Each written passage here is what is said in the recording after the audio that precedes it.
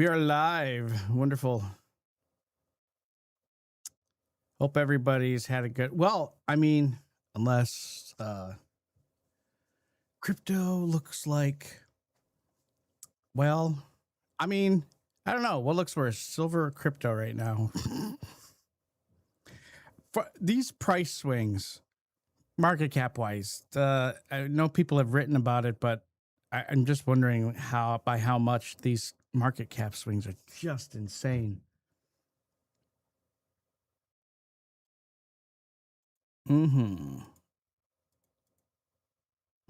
Yeah, it's pretty nutty.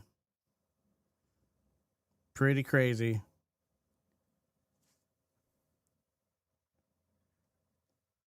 I mean, crypto, okay, well, we'll just say altcoins look like Apollo Creed after the expedition match between him and Ivan Drago.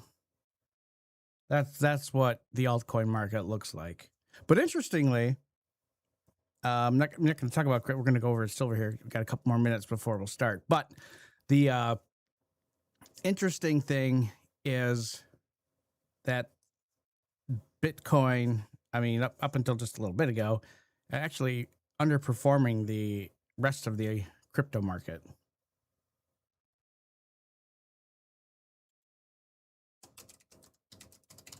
Good morning. Good morning, everybody. It is 10:30 a.m. If it's red, it looks dead. It's crazy.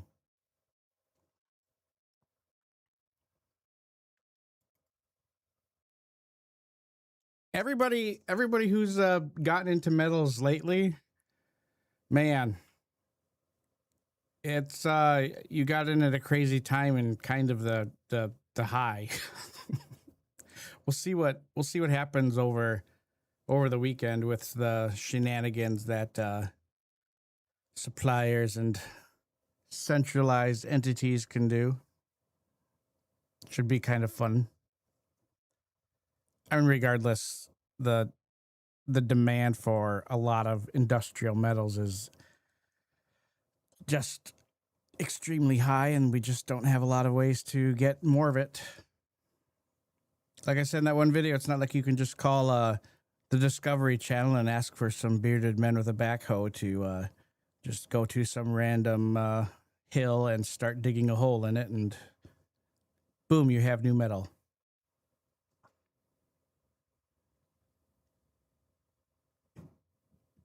Oh, yeah. Yeah, we're going to give it a couple more minutes and then we'll get going. So, I mean, to begin with, we're going to look at actually, I'm going to get, a couple more minutes. We'll look at how to, project not just, future price ranges, but kind of really how to, one way to kind of get the actual like pulse, move, and measure of an instrument. And this is applicable to any market.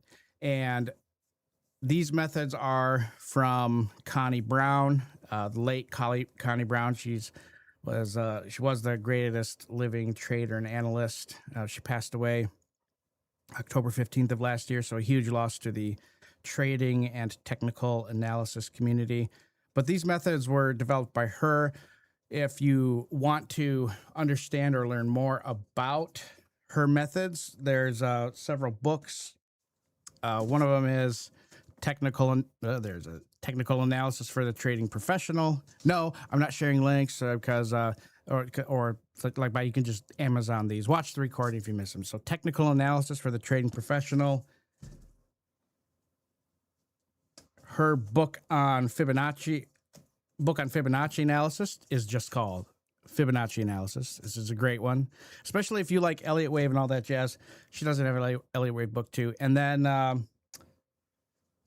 most recent one is Trading Market Dynamics Using Technical Analysis. And this behemoth of a book, the 30-second Jewel. Now, a note about this book is it's not online. Like, there's not a digital version.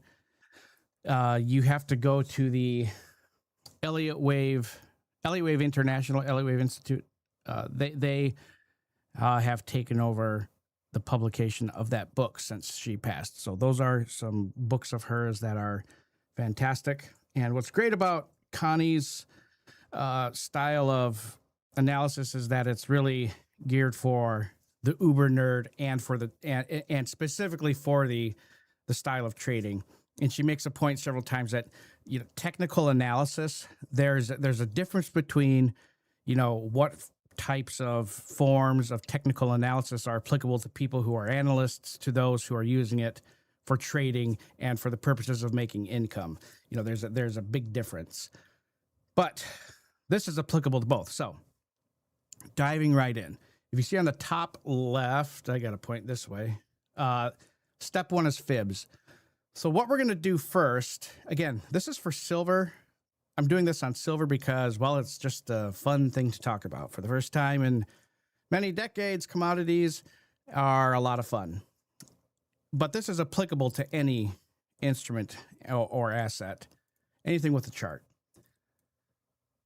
And the first thing that we're going to do is go to the monthly chart. So, by the way, if you're going to try and follow along, awesome. If you can't, no worries. But what we're going to do first is, this is going to look messy. This is going to look like my toddlers at IHOP placemat with colors and markers messy. It's going to look messy at first, but then it gets cleaned up. So the first thing that we're going to look at are swings. And we're going to draw fib retracements, but we're only using 3. That's the extension.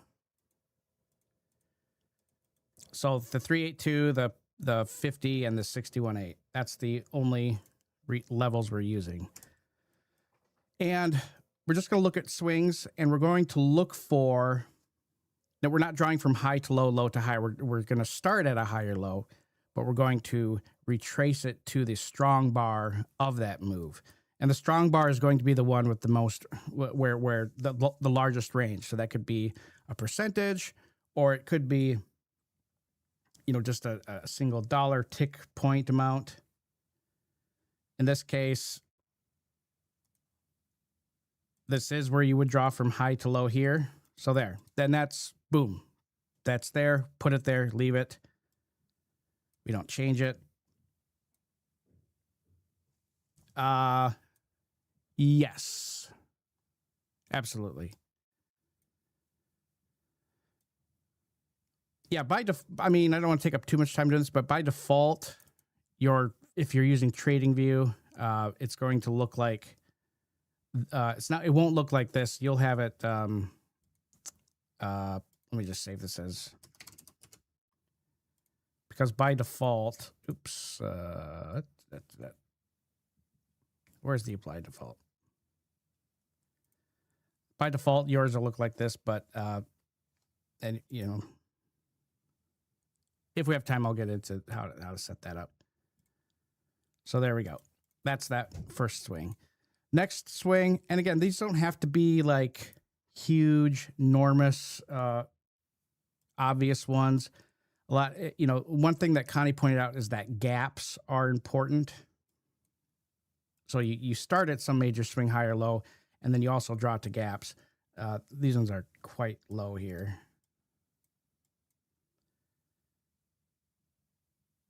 A lot of it is just kind of looking and thinking, and sometimes, you know, determining where a swing is at isn't as easy, or rather, where the strong bar is at isn't as easy. For example, this minor swing here, instead of drawing from this low to this high, we draw it from the low to the strong bar, which is this bar right here. So, pro tip, if you do that all the time, you'll find that those retracements are a lot more effective than what you see on videos. All right, so I've got a few of these. This is going to look messy at first, so don't freak out. Now I'm shifting over to the weekly. So I was on the monthly. Now I'm on the weekly. Again, this is for silver's spot chart. I am using the one of the CFD charts. I think this is from Oanda or Forex.com. XAGUSD is the ticker. All right, so we've got this swing here. I'm looking at the strong bar of the move. I'm not sure if it's this one or this one. If I measure it,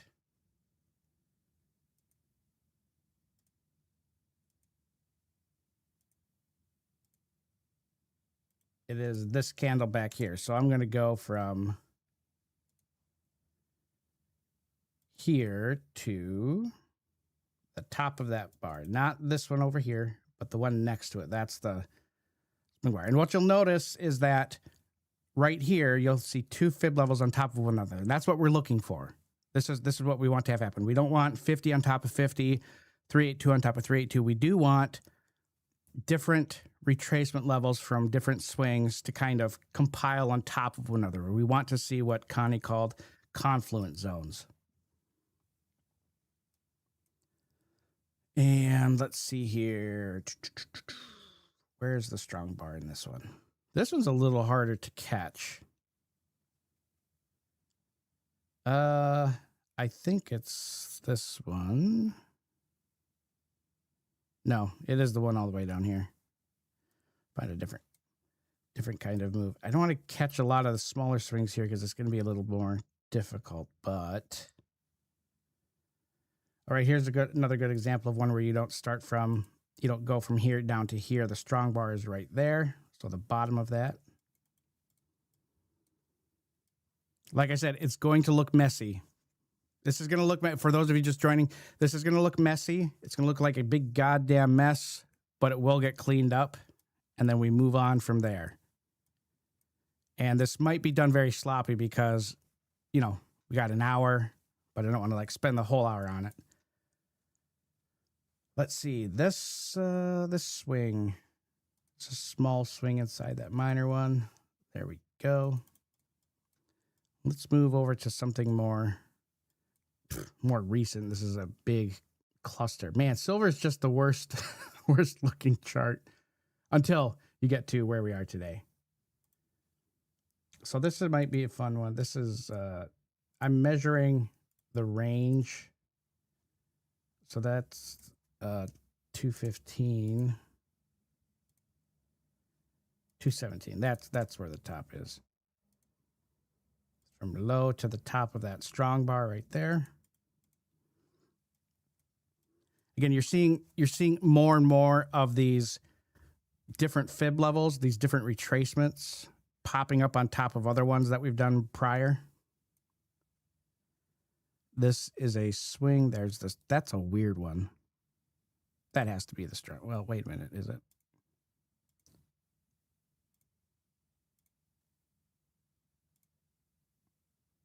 $363. That's $363. Is that right? I don't feel like drawing that one there. That one's just weird. All right. So how many we got here? Roughly. Is there enough to work off of? Yes, there is. Now let's look at the daily.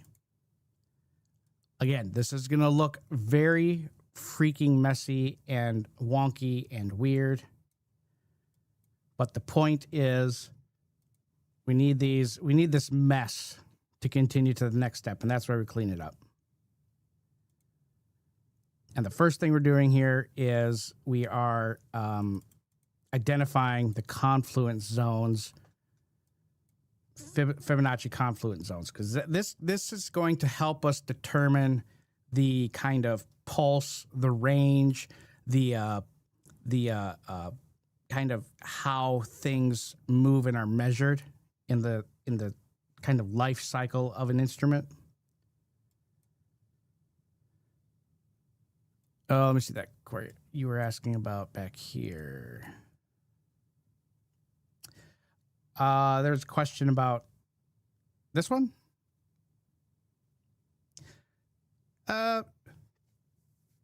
That's like that's a topic for another. How to read those? Like in hindsight, I probably wouldn't have used that one if I went to the daily and saw it, but it is what it is. Yeah, there's really like where the swing starts isn't where you're starting the swing. That's not like overly crazy. I mean, it should be the swing high or low of a major minor swing, but the real most important part of this process is getting to this strong bar. So, for example, in this swing right down here, now start the low. Most of the time, people draw it right to the top of the high of that swing. Connie's like, nope, don't do that. That's irrelevant. Go to the high bar, the top of the strong bar if you're doing this retrace. So that's where we're at there. There's confluence zone. Let's see if we can find anything else in the past here. A logarithmic chart is what I'm using. Yeah, so if you right-click on the price scale, there's an option to go logarithmic. Logarithmic.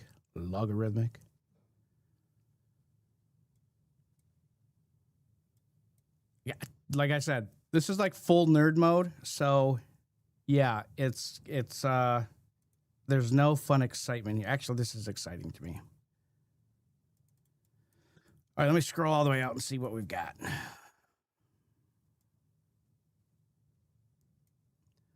Head back here for a little bit, see if we can get a little bit more context. This is the most painful part. Well, no, it's not. This is not the most painful part. Let's see, we've got, oh, here, not a lot of gaps to work off of these days. But right there. I actually don't think that will line up with anything. All right, let's go all the way over to the weekly and see what we're working with.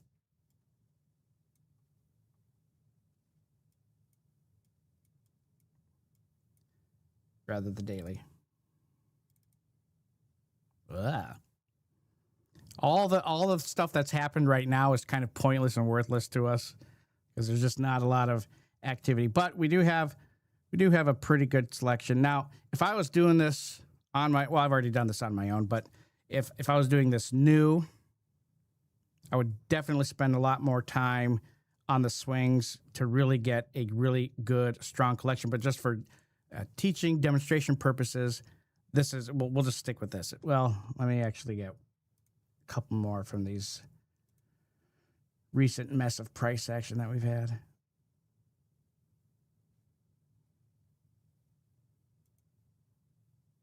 And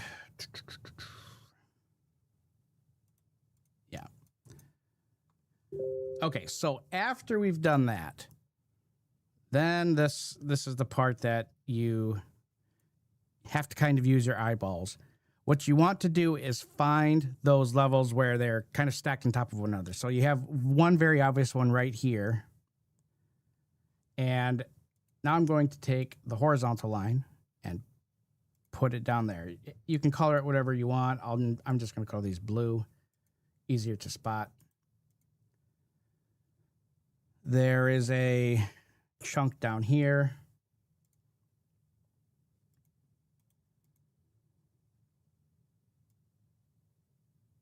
Three, 2, those don't count. We'll do 3, 8, 2, and a 5 there.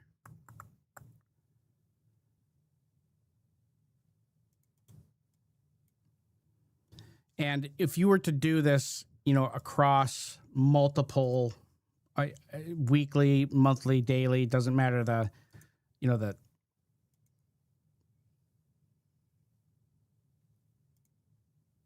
I think we have one here just by,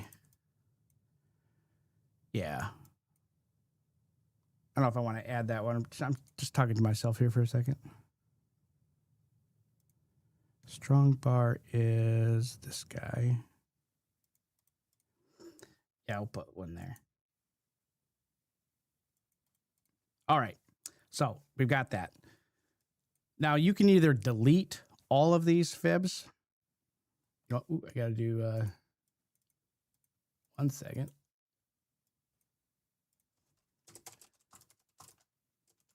Lines is what we just did. Now we're going to step 3.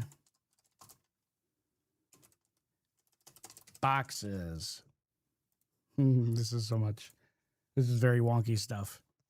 All right, so you can delete all of these fibs, or you could go to the object tree. Where's it at? Object tree, and you could just hide the retracements. If you want to go back to them,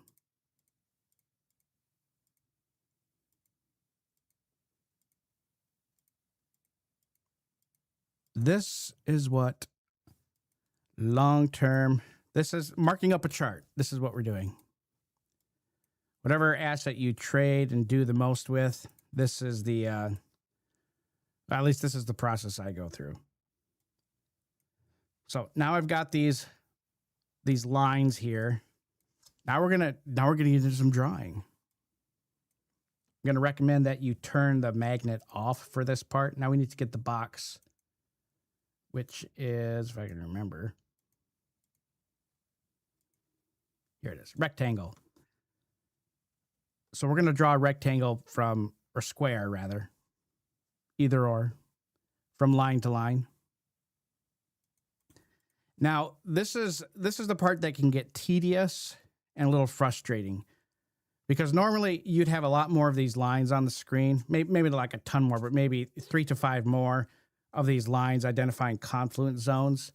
But just for today, using these, now we're gonna look at if there's any kind of equal distance to be spotted just by eyeballing it. Yeah, there's kind of right here, but what I really want to know is, if I keep stacking these boxes on top of one another up to this line, I want to see the top of a box, bottom of the box, to end up right on. So I would like it to look like this. Splitting it or on top of it, ideally. Now, to do this in TradingView, you, instead of right-clicking, copy, paste, you can hold down the control button. Then you click on the object, hold down the left key, and then drag, and that copies it. So that's what we're doing here. And again, if you were doing this on your own to get very, very accurate, nitpicky on it like you should, you would zoom in a little bit more, make sure these are lining. You would input the values on the chart so that they match up exactly. But for right now, we're just eyeballing this. Well,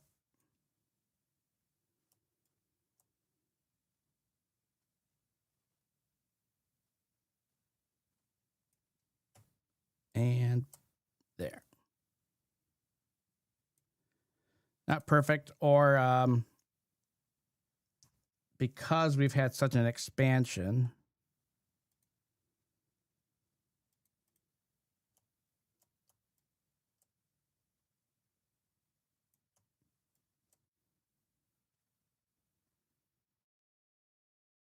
and I'm just going to go ahead and assume that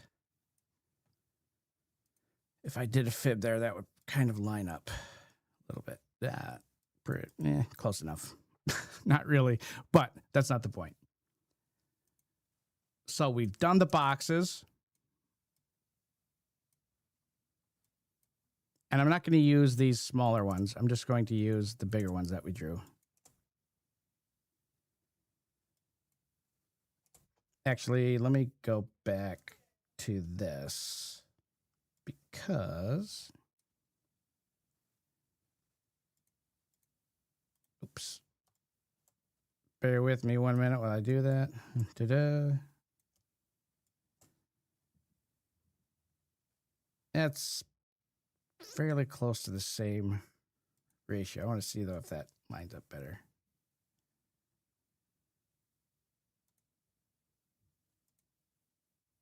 Oh, yeah, that's the one. Okay.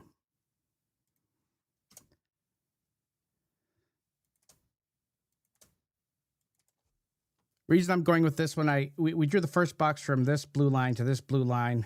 There's the gaps a little bit longer here, but if ideally you see the top of the box end up on one of these lines that's either splitting it or the beginning and the end of the box lands up right on that line. If it doesn't, it's not the end of the world. But if you were to do your fib in here, if the 382, the 50, or the 668.1 are on it, that's fine. It's not exact, but that'll be fine for now. So I will use this box range. Well, let me see.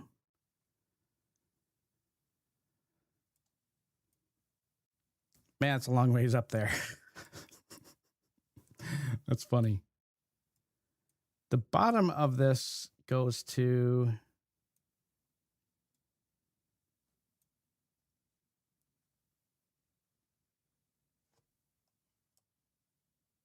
There we go. Yeah, so the beginning, yeah, this is, you'll be able to watch the recording. Question about, we did fib levels first to find Fibonacci confluent zones, and we've broken that down into these ranges from these confluent zones that we marked off with blue lines, and then we did these boxes to kind of help us identify the this is kind of like the range cycle. Now I'm going to just take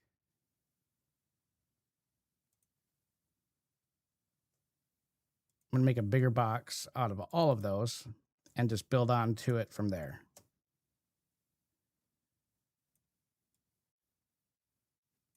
And you know, when the videos, this is live stream's done, there's a video. You can leave comments, and I'll be happy to answer any of the questions regarding some of the like little things like, well, why are you using those 4 boxes? You know, how do you know that this is where you stop and end? Where's the bottom of it? Like, how do you figure that out? You know, not enough time to do it in an hour here, but we'll definitely either record some short form video for that in the future. I have no idea if this is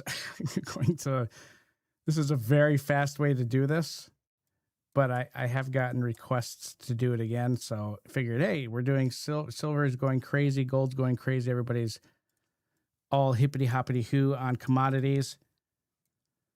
You know, let's see what happens. So, I mean, if it's not too late, we could like do it on gold too. Now we've drawn the boxes. Now we go to step 4, which is the last step. And that is the fibs. And this one's pretty easy, where now we're just going to put the fibs in each box. This is a very not specific, a very ad hoc kind of messy way we're doing this, but I have an hour, so yeah.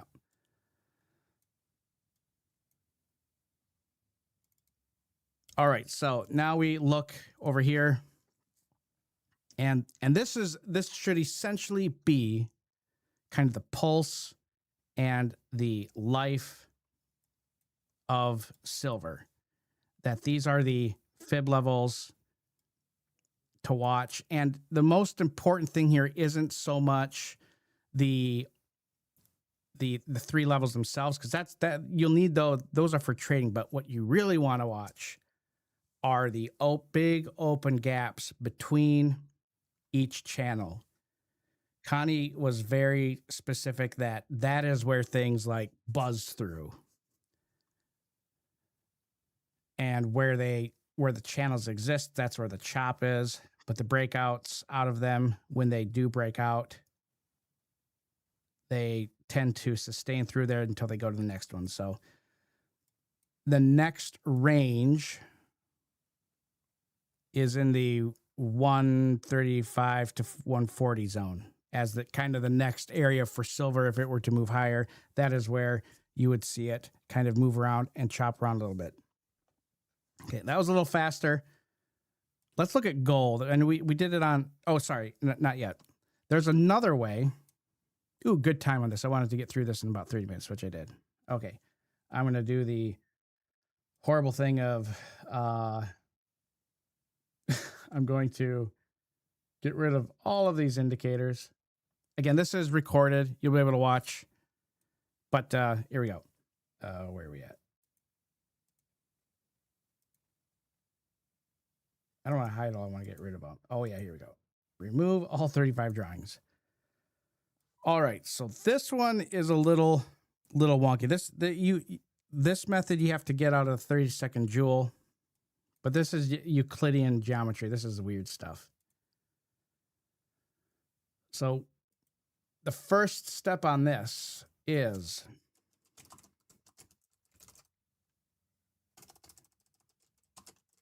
oh my gosh.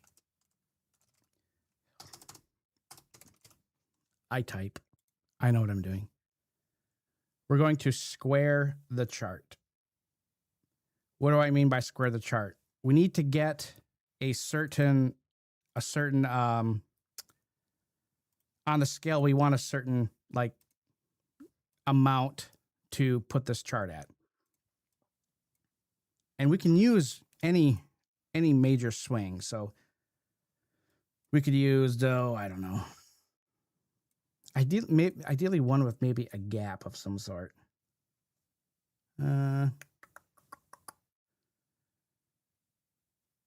Maybe this one. Wait, if I go to the monthly. That is, I mean, yeah, that's a good one. Use this.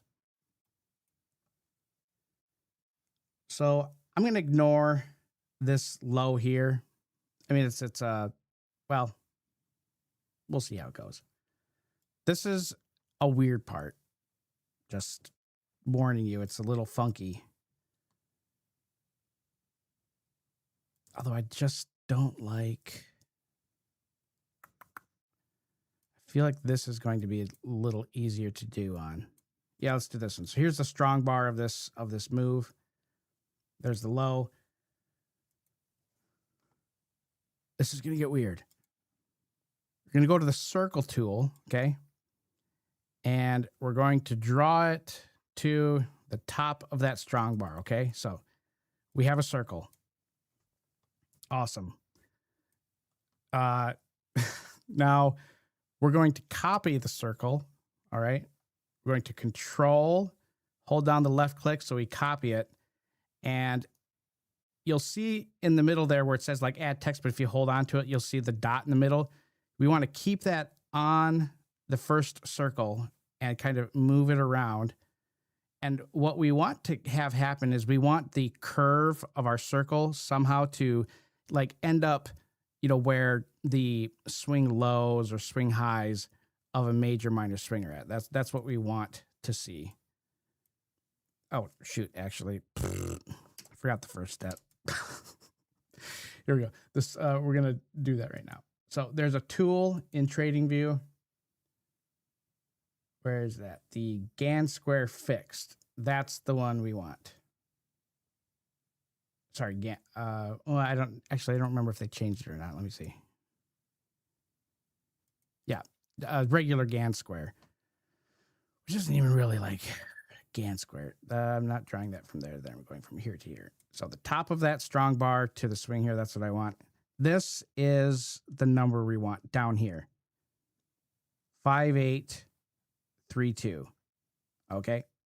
So you could write that down or just remember it, because now I'm going to right click anywhere in the open space, going to go to scales, lock price to bar ratio, 0.5.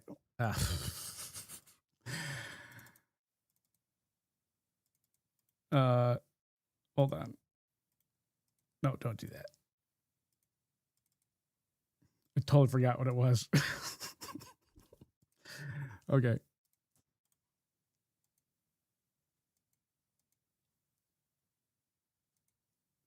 I should write it down. 5832. All right, 5832. Remember that. Settings, scale, lock price to bar ratio 0.5832. All right, now when you drag, you know, when you zoom out, it's not going to move. It's going to look kind of funky. That's fine. We've got our square. Now we can do the circle. So I'm going to go from this low to that high. Great, grand, wonderful. Now I'm going to zoom out. Oh, son of a bitch. There we go. That might be too big of a swing. Yeah. Let's do... I knew this would be hard because Silver's chart's kind of a hard one to do this on. But I believe this is the strong bar. Yeah, let's do that. Top here to the bottom of the strong bar. There we go. Okay, now we're going to hold down the control key and then click and hold down our left mouse key, and we're going to drag this around till we get to a spot where it looks like you have a lot of, well, not a lot of, but you see price action kind of respect the contour of that line. Not really. Again, this is a, you would be a little bit more picky if you were doing this, setting up your chart on your own. This one looks pretty good. Yeah, right about there. Well, trying to get that right.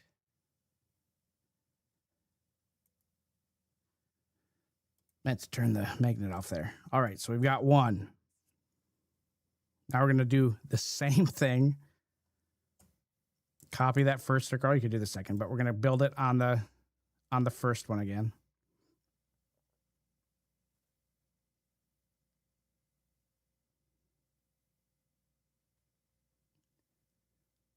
Let's see, we get anything from this direction? Oh yeah, we do. There you go, right there. See kind of how the closes and the opens here end up right on that? That's what we want. Okay, then what do? Well, we look for the football, which is this. There's your football. Again, this is weird stuff. From here, you zoom in, and we're going to get our trend line.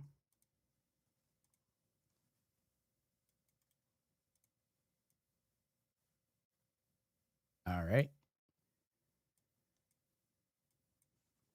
This is where like this falls into play with those fib channels, where we identify the price ranges of future importance. We're going to just copy those the same way we did the circles, control, and then left click drag. Oh, didn't mean to do that. I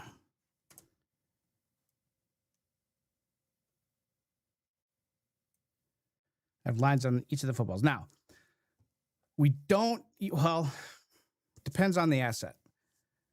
We're going to do fib channels here, but not every instrument likes the fibs. Some assets like Pythagorean values instead of Fibonacci. Here's your fib channel. By the way, I did say that this was full on nerd mode, and that is exactly what you're getting. Oh, speaking of which, I wanted to check. Damn it, I was hoping the euro would dip a little bit more.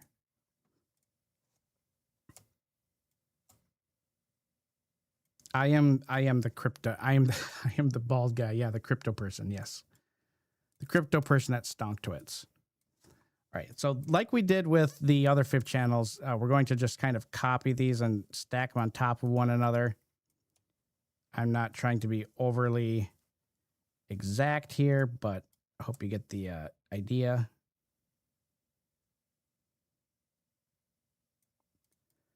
I don't recall off the top of my head if silver is likes the fib channels for this or not, or if it likes the Pythagorean, but we'll see. I mean, it did end right on the 50%. That's pretty cool. Yeah, so that, we can break this down to the daily chart.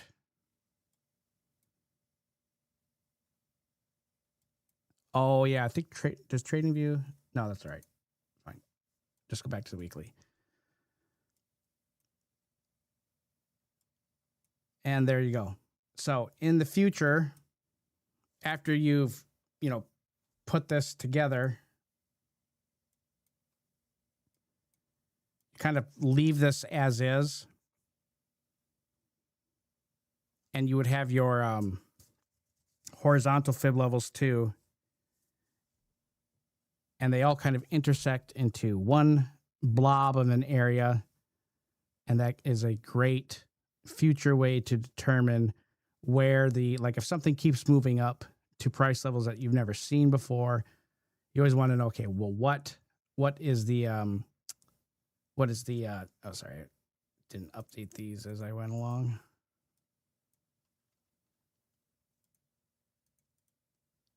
Properties.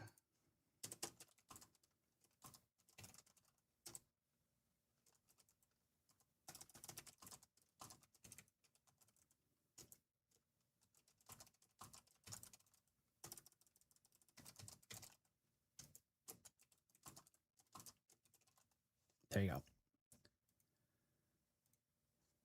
Yeah, we can look at that. Somebody wants to see what it looks like with the Pythagorean values.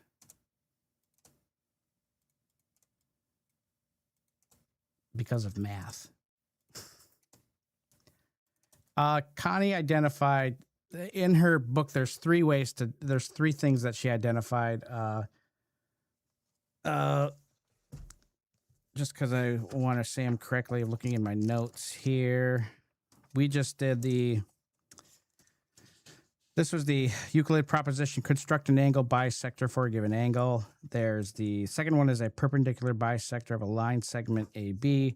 And then the Euclid proposition, construct a square inscribed inside the circle. So there's different methods to do this. I don't think one is better than the other. They all kind of represent, and you end up with the same kind of result. I should say they'll look a little different, but it's like a book that starts with the hero and how he started off poor and weak, and then the end of the book he becomes the king and he's strong. No matter which method you use, the beginning and the ending are the same, but what happens within that story, there can be variations of how he ends up the king. It's basically the best way to describe it. So yeah, with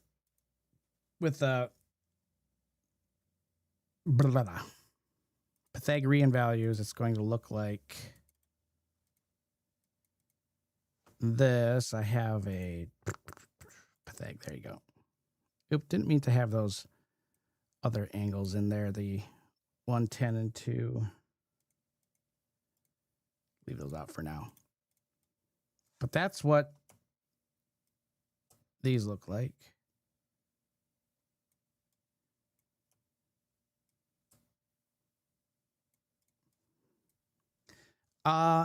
Question is, can I go to,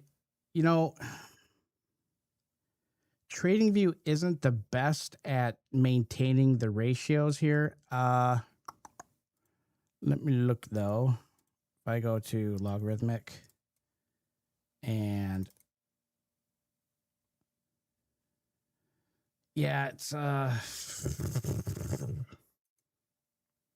trading view is not the because this angle is like all these are all off. But I mean, they shouldn't look like this, but that's what it is. That's why when you go to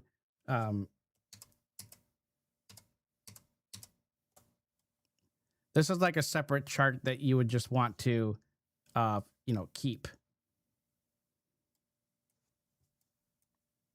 Yeah.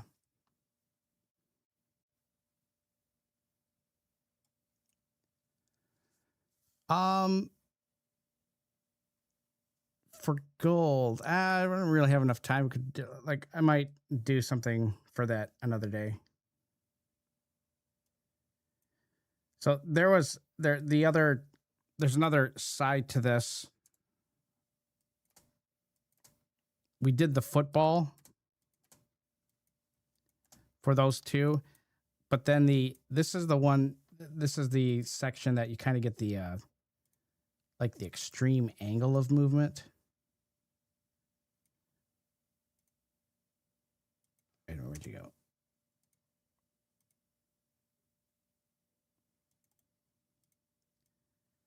This is the same thing where you would do this over here too.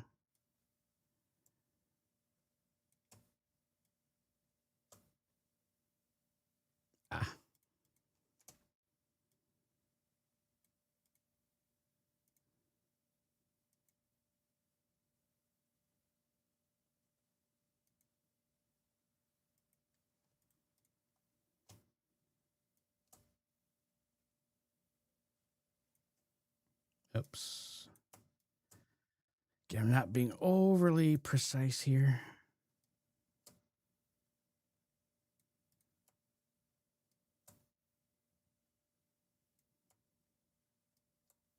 I forget what the technical definition that Connie uses for this angle, but yeah. They'll look like this with the fibs. Oops.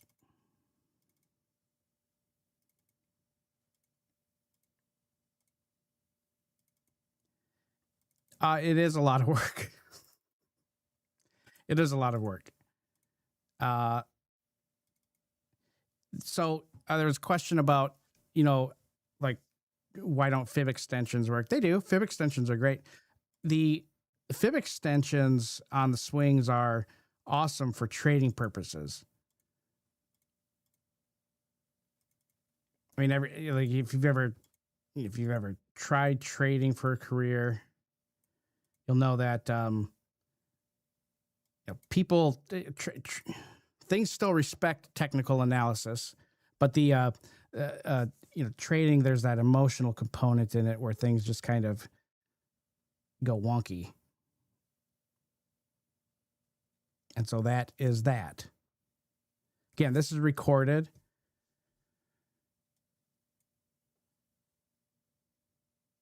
I don't know how long it takes. Maybe.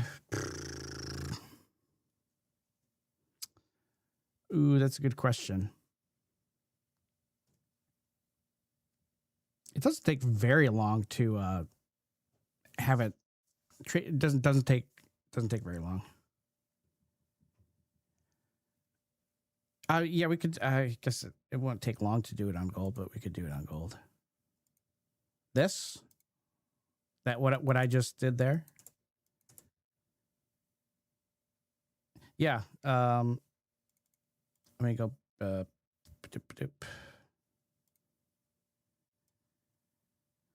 gold. Let's see. Find a swing. That's quite the run up from 2001 to there. That's really. Do the weekly. Maybe a little bit more of a something more recent. Yeah, we'll do that. Strong bar. Let's see. There, yeah, this one.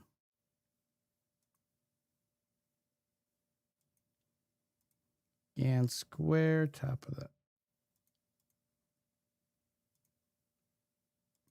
12 43. Okay.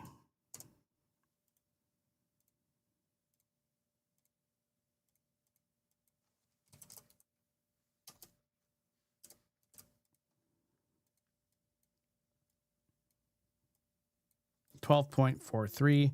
And you know what we'll do for this one? We'll do that the square.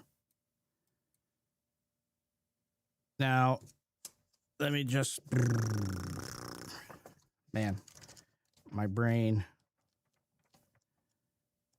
Oh yeah, it does look, yeah, it is, it's crazy all around. Yep. Definitely.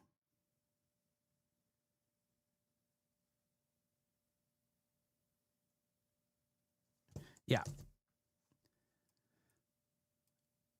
So for the one with the square, this is this gives you like horizontal values, similar to how we did it with the confluence zones.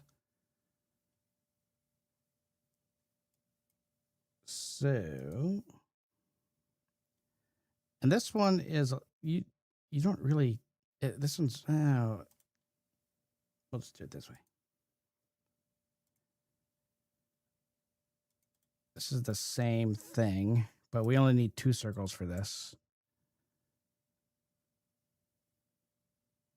And we want to get it to where there's a, same thing. We want to see if we can get the angles, the contour of the circle to be respected by price action, which we'll just leave it right there. That's good enough. Okay. Then you do the trend line here again through the football.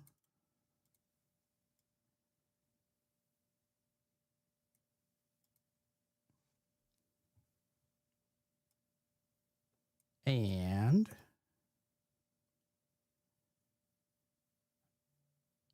what's that question? Yeah, it is recorded. Yep. I think we're even going to do some clips.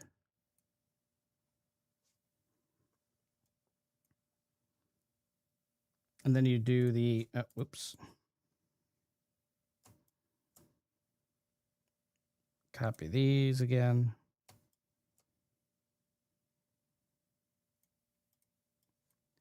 All right. And then we get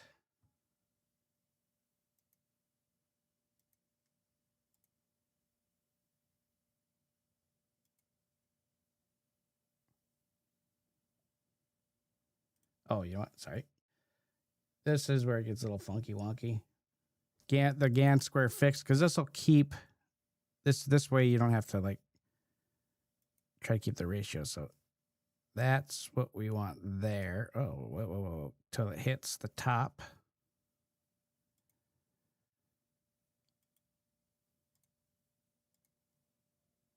So you just kind of got to end up using the tools you've got with TradingView.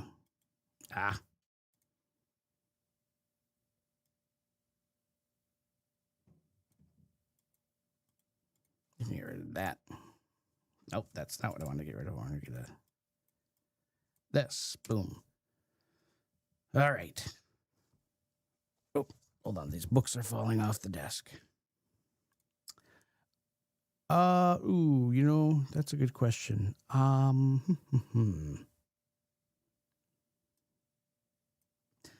not.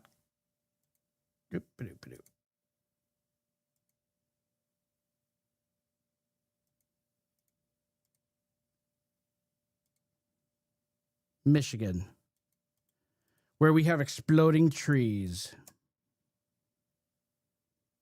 I know that's going to be hard to see without those other lines.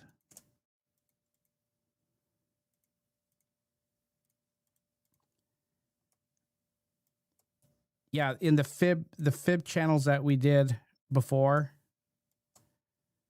you don't use the 0 or the 100% lines. Those are, I mean, I guess if you need them for visuals, but otherwise, no, they don't get used. So that's another method. The Pythagorean values are only for the channels, not for this, but that's just another way. she has she has all sorts of methods in her books. Another series, it's a little different. He takes a different approach. Tony Plummer, he's got 2 books. The Law of Vibration, I think, is one, and then what's the second one? Life Cycle Hypothesis. I think first one came out in 2008-ish, maybe. I don't remember off the top of my head. Oh yeah, the first book was Technical Analysis for the Trading Professional.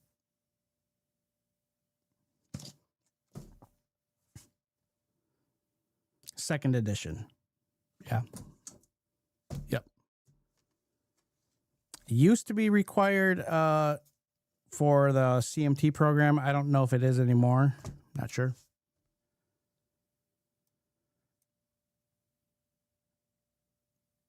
This is all part of I don't know if you yeah, it's part of Connie was her focus was GAN analysis. This is definitely part of that. But off the top of my head, I don't recall if GAN actually used this. Someone you probably knows more than me.